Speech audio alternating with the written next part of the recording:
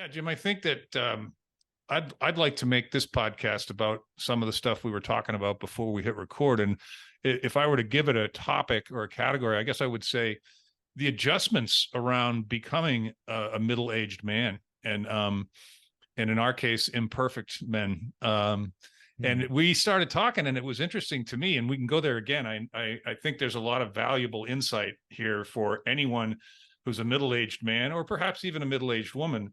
When you start bumping up against the stuff that happens in middle age, I'll circle back around. You just recently took a trip on your own over an extended period of time, and you hit 5 or 6 different states, and you spent most evenings in your well-equipped new van, which has a bathroom and a kitchen and a bed. And we talked about the independence of it all. And then we just started talking about all kinds of other stuff. But I'm watching you on video. So people aren't going to watch the video, but we don't produce the video. And I'm watching your face just light up as you're recounting what you did.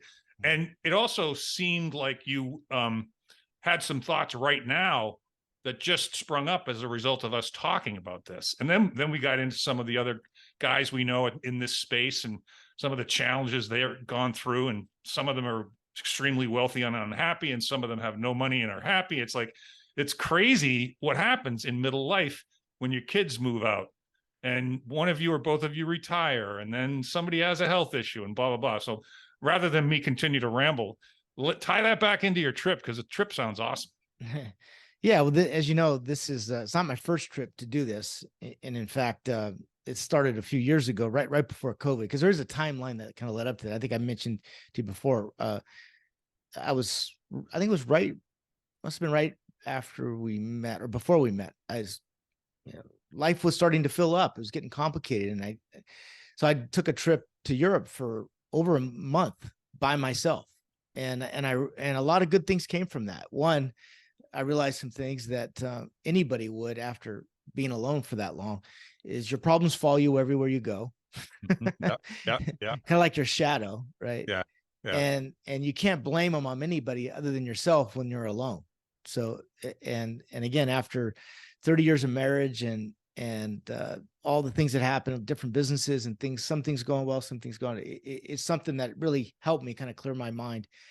And so then during COVID hits, living in California, it's on complete lockdown, right? I'm kind of losing my mind. Where am I going to go? And then 2 of my very good friends have Mercedes Sprinter vans, right? And that was a great time to have a van, because there's this whole movement called van life, and I don't want to get into all that. And I didn't go all in on that, but I ended up ordering a Ford Transit van directly from Ford. It took about 6 or 8 months to get. And as a result, it's been a great experience. One, because I haven't fully built it out, but it has what I need, the basics, right? It has a place I can prepare food. It has a small bathroom and a bed, the basic things you need in life, right? And that's kind of where I'm going with it. But it's really the independency. You get into a car, not have to worry about, again, where you're going to stop and go to the bathroom, not stop and eat, and where you're going to sleep if you need to. Not the most comfortable experience. And I tell you, it's been one of probably the best investments I've ever made in my life, because I use it all the time, but more once a year, I like to try to get away. This year, I ended up going to, like you said, about 7 states. Started off in Pasadena, went from the Bay Area to Pasadena, or Santa Barbara, Pasadena, Las Vegas, and then up into Utah, Wyoming, then cut across to of course, hit the corner of the state. So that's part of Arizona, then cut across to Idaho, Southern Oregon, and then home. So just a loop around. And when you're a couple of things, you meet people, but you also realize, America's a beautiful place, a really beautiful place. And when and that kind of windshield time gives you a chance to kind of just cleanse out the mind, gives you time to think about. We talked about also turning off the radio. You're surprised how often I drove with nothing on, maybe some little background music, but realizing how ridiculous our modern day news channels are, how redundant it is. That it really got to the point where I just simply did not want to listen to another minute, whether it was Fox News or CSNBC or whatever it was. It's crap. It really Yeah, is. it really, there's so many lessons in there. There's so many lessons. And as you're talking, it's like, people do retreats where they go somewhere and they don't say anything for 2 days. They sit around and do yoga, but nobody talks, right? Yeah. You talk about the ayahuasca experience, the hallucinogenic experience, the sweat lodges. I mean, there's all kinds of different ways to go find yourself. Yeah. But driving around one of the most beautiful parts of America by yourself, comfortably, not like you said, I'm not worried about where I'm going to eat, where I have to go to the bathroom, or I'm going to sleep. I can do anything I want, and I have no external. If I keep the radio off, I have no external influence on my thoughts. They're all my thoughts. And interesting. Yeah. It's a great perspective. Maybe Mother Nature comes through the front window and that influences me, but that's not a bad influence, right? Yeah. And as you said, I've been around America a lot. There's some beautiful places. Yeah. Yeah. And it's, like you said, it just cleanses the mind a little bit in that it gets out all the stuff that doesn't, that all the static eventually gets out. And the other thing is if you're in a place and you don't want to be there, it's nice to be able to just say, hey, I'm ready to leave, and just leave and go and not have to worry about where I'm going to sleep that night. Most of the time I ended up staying at a KOA campsite. They're all over the country. That's for $35. It's not a bad deal. You pull up, you got a shower the next morning, an internet connection, and place to wash your dishes. Yeah. The only hotel I stayed at in 11 days was the Four Seasons in Las Vegas. And I got that for 1/3 of what it typically costs, which was less than all the other hotels at $300 a night. And that was it. And I have to tell you, some of the nights that she's not another contrast, right?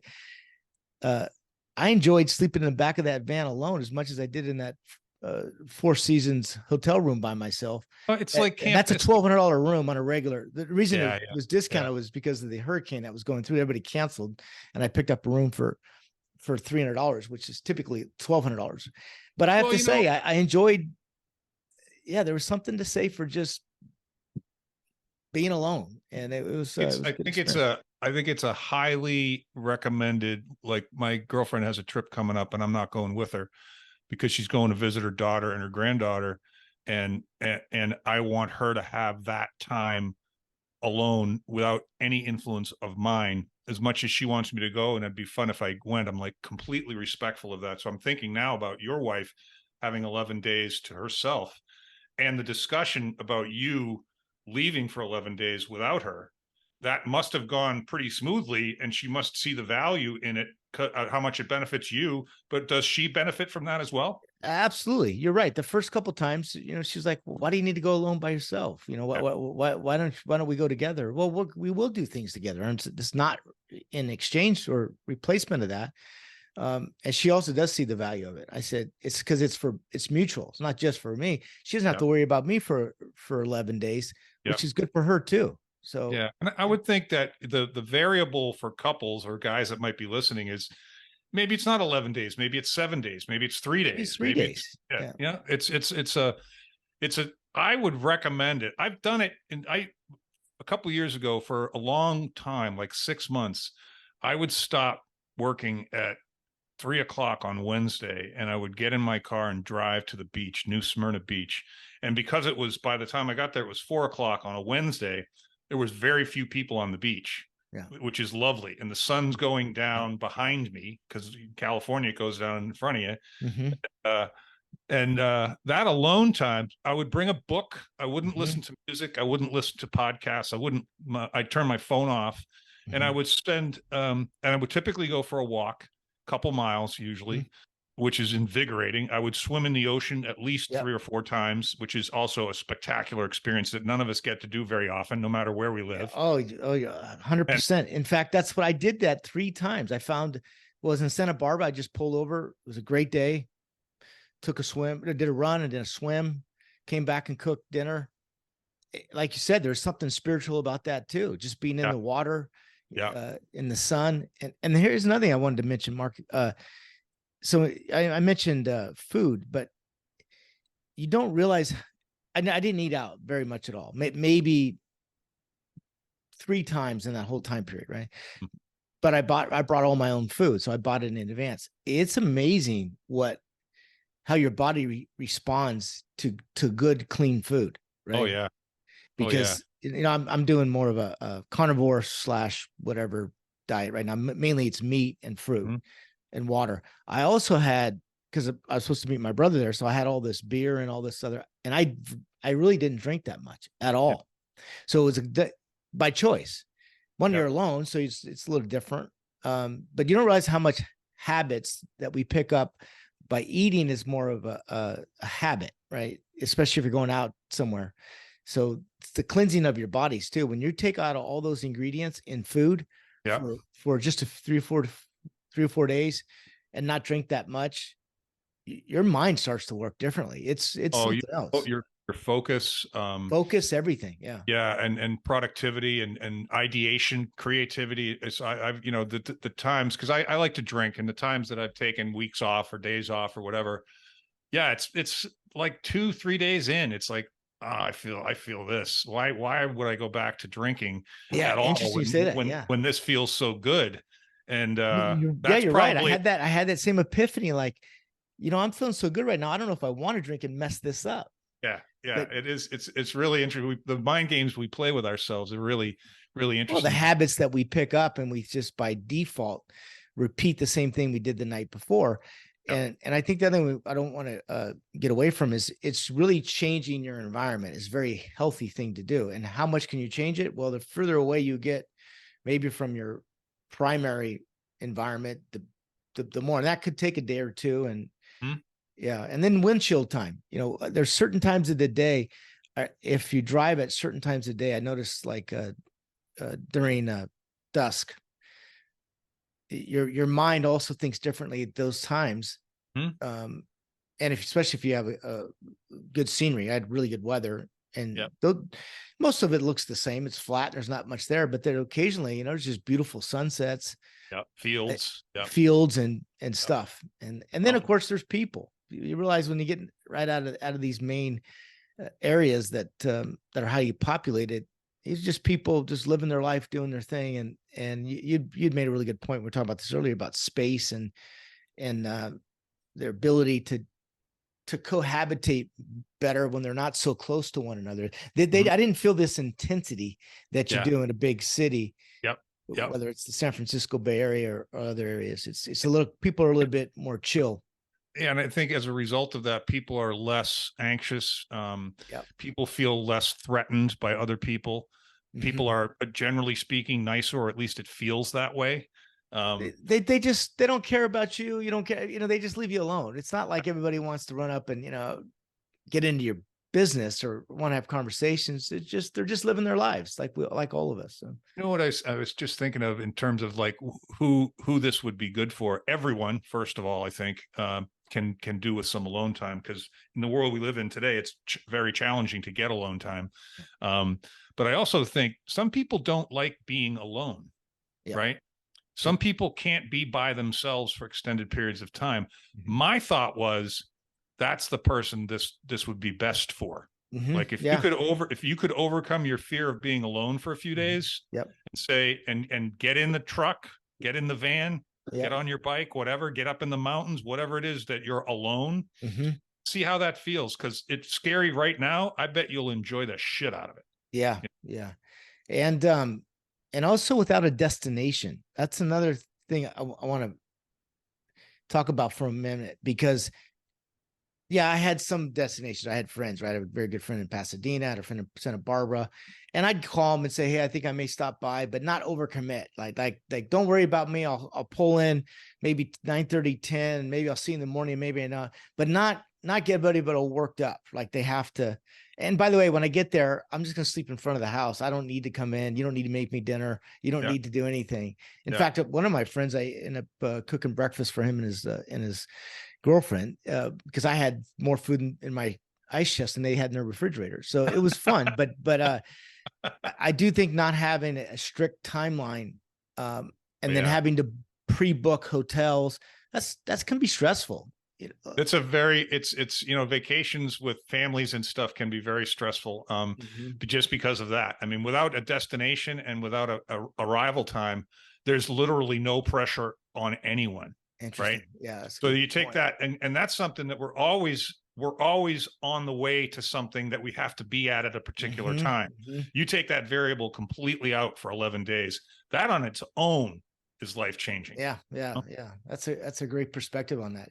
And then again, about having to stay in a nice place.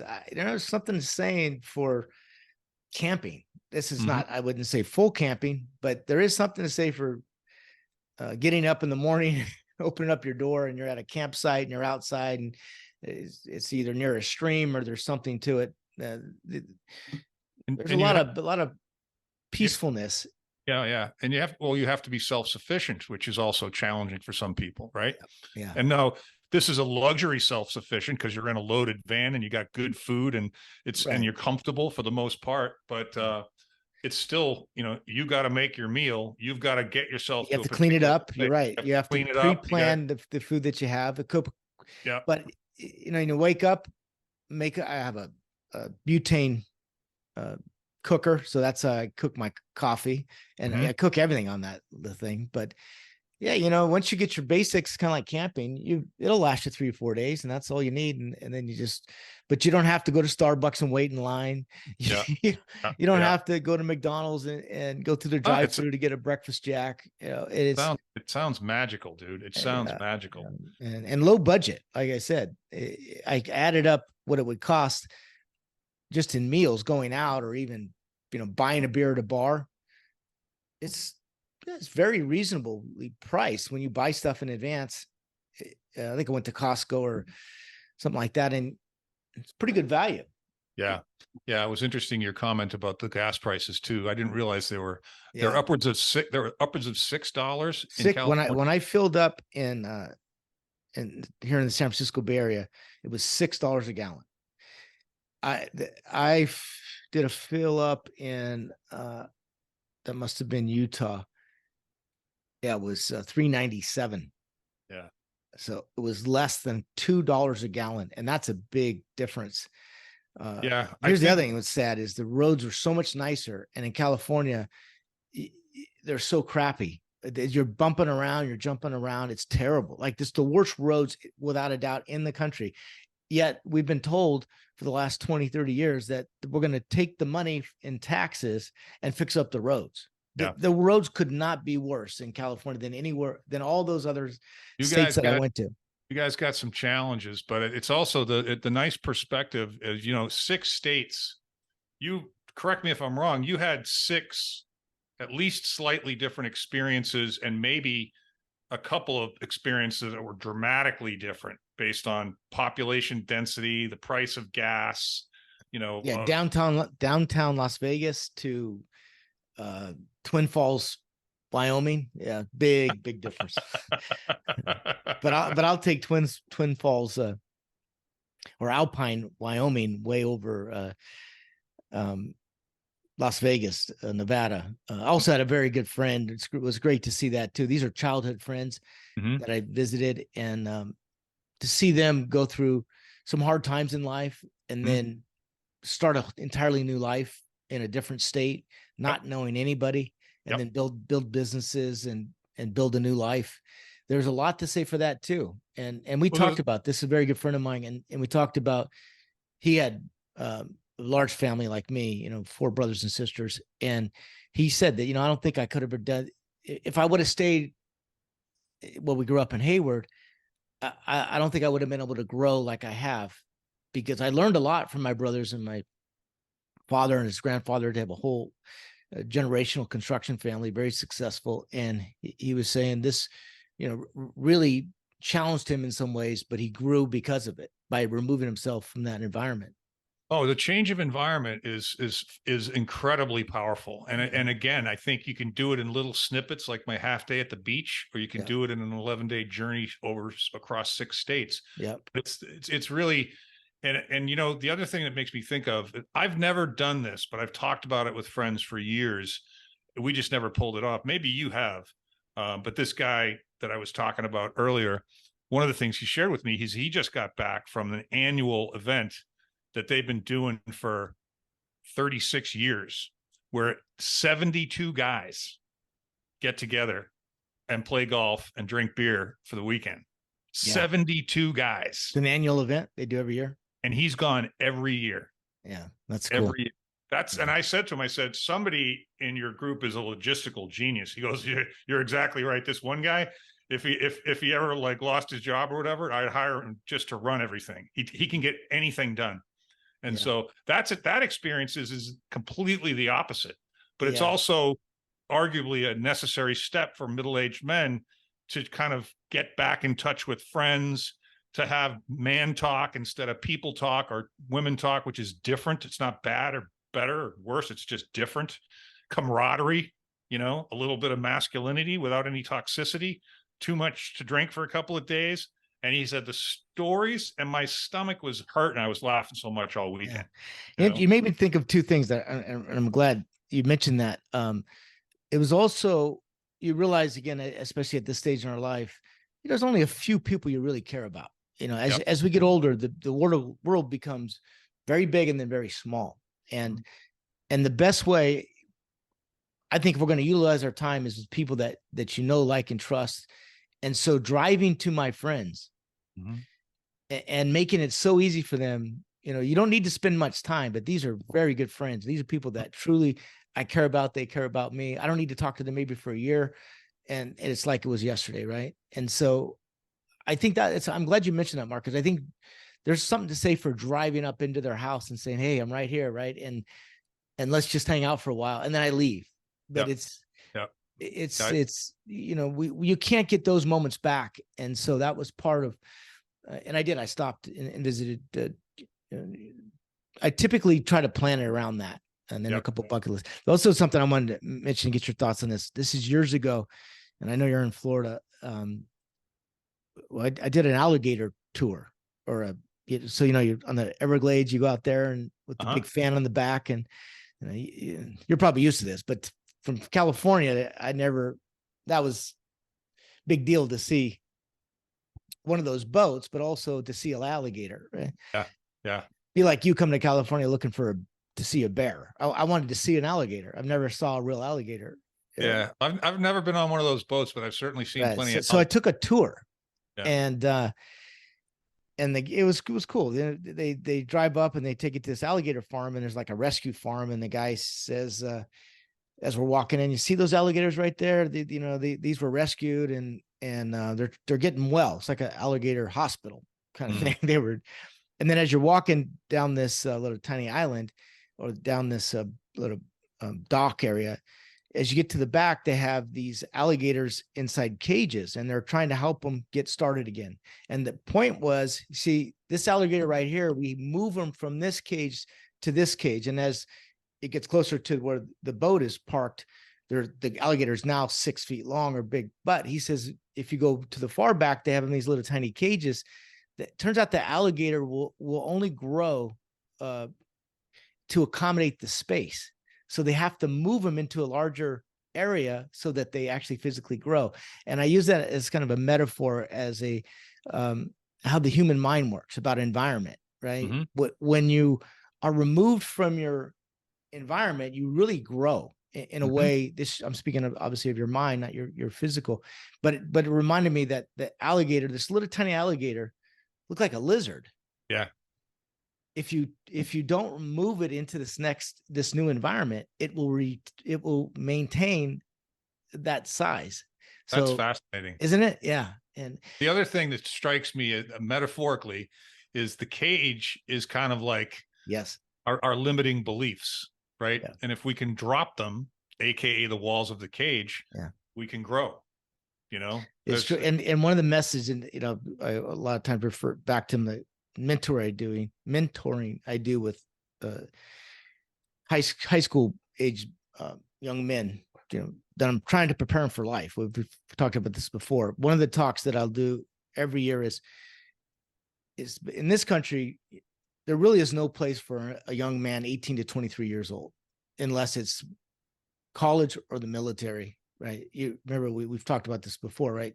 We prepare them for socialism, we release them into capitalism, wonder why they can't survive, or wonder why they have to commit a crime or do things. That's kind of the way the system is set up. So my recommendation is always get out of here, Yeah.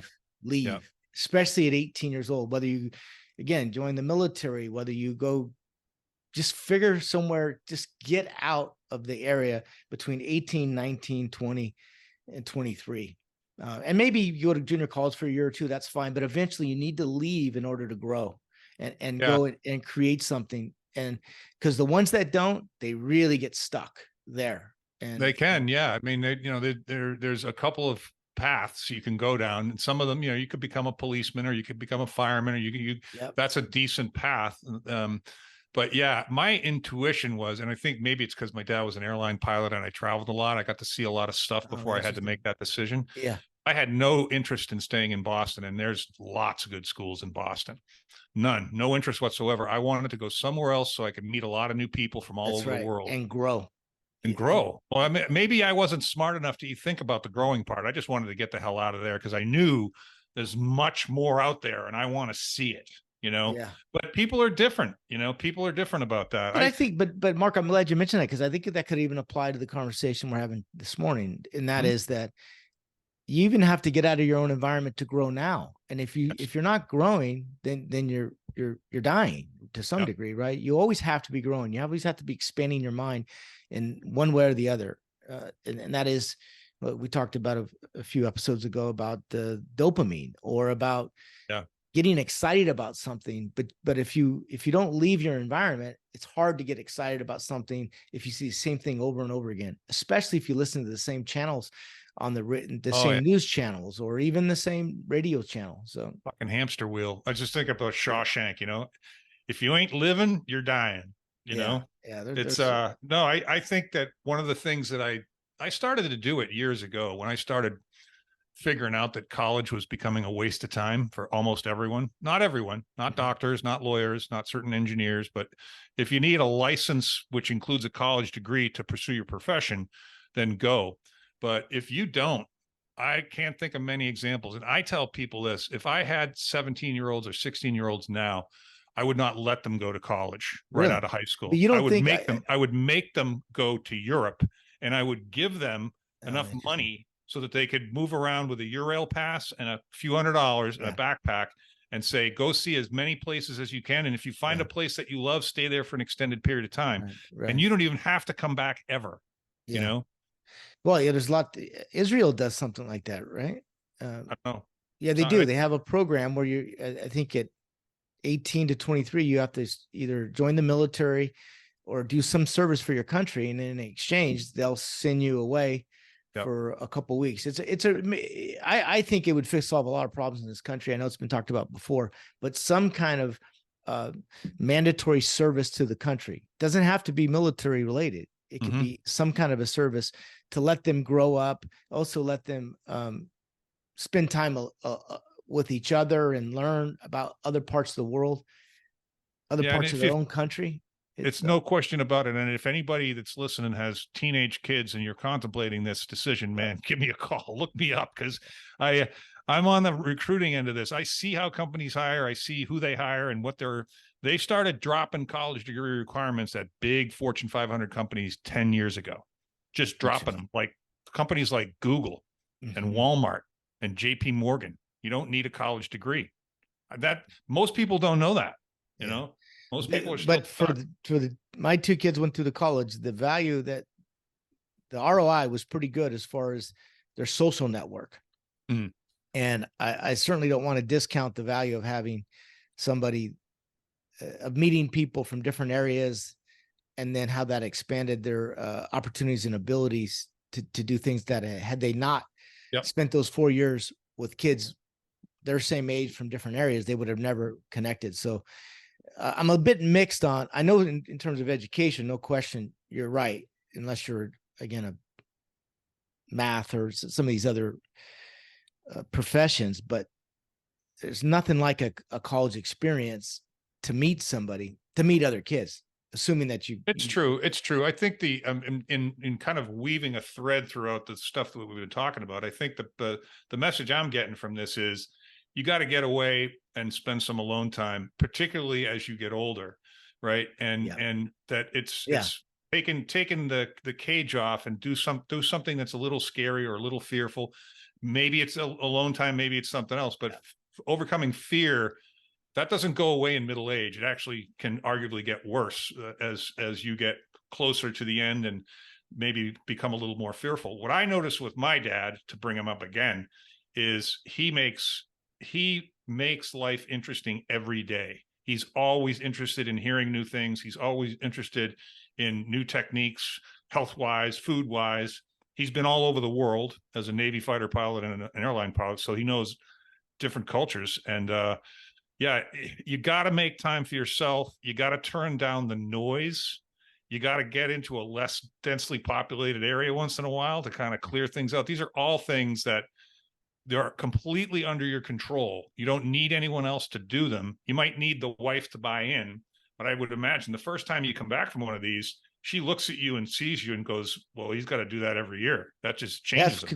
Kind of how it's gone. The other one that we didn't mention was weather. It's another, when you're driving, you have to deal with elements, right? When you're in your own home, it could be rain outside. Sure, you got to put a jacket on or coat on. But when you're driving, you have to think about, where am I going? Remember, there was that storm, or that hurricane. Yep. From Hurricane Hillary was coming in. So I had to look at where I was going that day and decide, am I driving into this storm, or do I want to drive away from the storm? Yep. Because originally that's what I was heading right into the eye of the storm. And then I said, no, it's probably not a good idea. I'll go this direction. And it turned out because of modern day weather radar and technologies, I would just stay ahead of the storm. Yep. By a day or so. Yep. And with a car, you can do that. But I didn't end up at an airport with a delayed flight, or sleeping on a bench somewhere at an airport. That's you're in charge. You're in control. You're in charge of that. Yeah. In the flexibility and the mobility. Yeah. A wonderful trip. I want to see. It rained a little bit. There's times that it was a little bit uncomfortable, but then it blows over and life goes on. So it's it's what a wonderful experience, dude. Thanks for sharing that. I could talk about this forever, but I have a commitment. But all right. So let's just wrap it up. Thanks for the story, Jim. Yeah, thank you. All right. Until next week.